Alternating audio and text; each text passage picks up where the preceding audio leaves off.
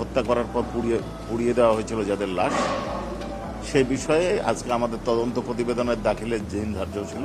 কিন্তু আমরা যখন তদন্ত প্রতিবেদন প্রস্তুত করছিলাম এই মুহূর্তে একটা হঠাৎ করে তথ্য আসে এবং আমরা একটা ভিডিও শনাক্ত করতে পেরেছি, আমরা উদ্ধারও করেছি। তাতে দেখা যাচ্ছে যে এইখানে কারা কিভাবে হত্যা করেছে সেই বিষয়টা আমাদের সামনে এসেছে।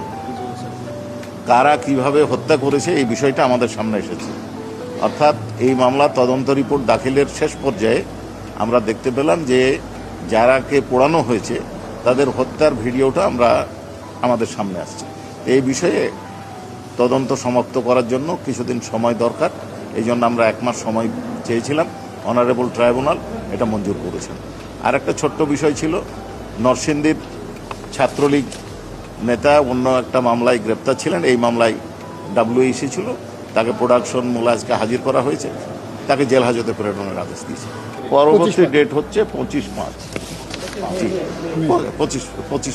25 মেতে, হ্যাঁ 5 তো হলো জি হ্যাঁ। আর দেখেন এই বিষয়টা সম্পর্কে আদালত প্যারোলের বিষয়টা স্বরাষ্ট্র মন্ত্রণালয় থেকে দেখা হয়, এটা আমাদের বা ট্রাইব্যুনালের বিবেচ্য বিষয় নয়, এটা আমরা বলেছি। ট্রাইব্যুনাল বলেছেন যে কর্তৃপক্ষের সাথে আপনারা যোগাযোগ করেন। মানবতা বিরোধী অপরাধের ক্ষেত্রে